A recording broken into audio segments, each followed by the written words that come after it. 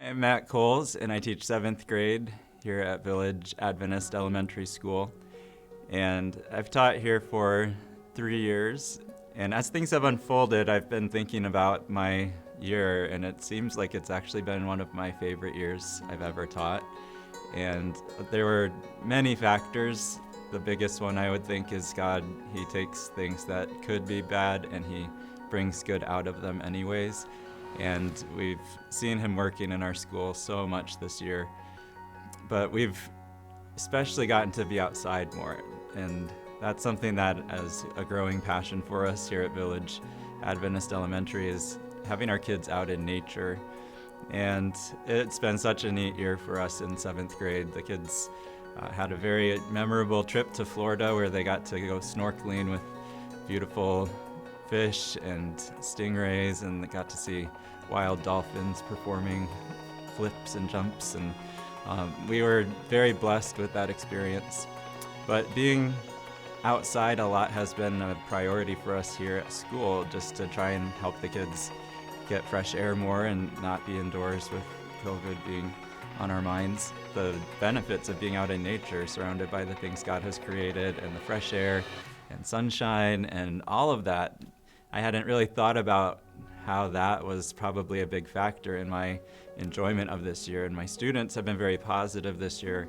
The idea of Adventist education and wanting to follow the principles that God has shown us, especially through Ellen White's ministry and some of the writing that she's done about education.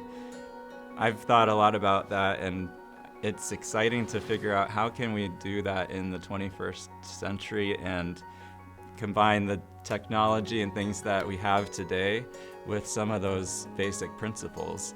Sometimes people focus on maybe like farming as one of the emphasis that Ellen White talked about, and gardening is great. There's scientific research that shows it helps our mood, and it's a wonderful thing to teach kids many object lessons.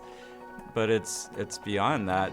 One of the beautiful principles that Ellen White talks about is not to let the kids just be mere repeaters of other people's thoughts, but to teach them to be thinkers. And I'm a technology teacher. That's one of my big areas.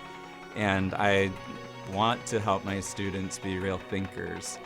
So one of the things that I've enjoyed this year, we've started mini courses where we've gotten to do a lot of creative things that we don't usually do in the classroom.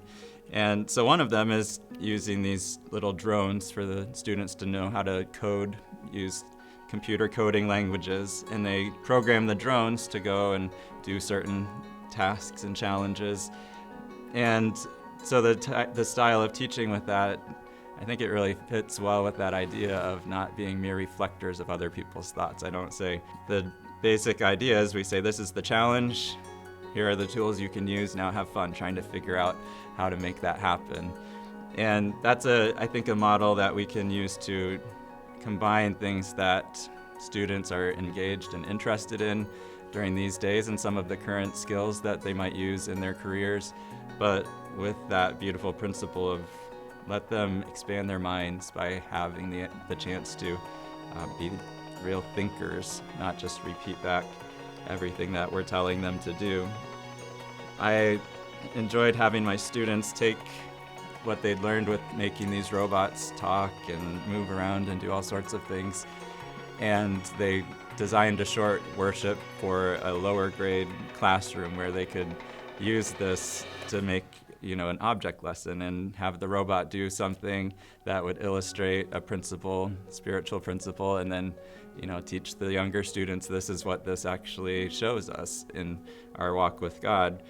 We have the chance to teach the students anything and connect it with spiritual principles and help them be real thinkers.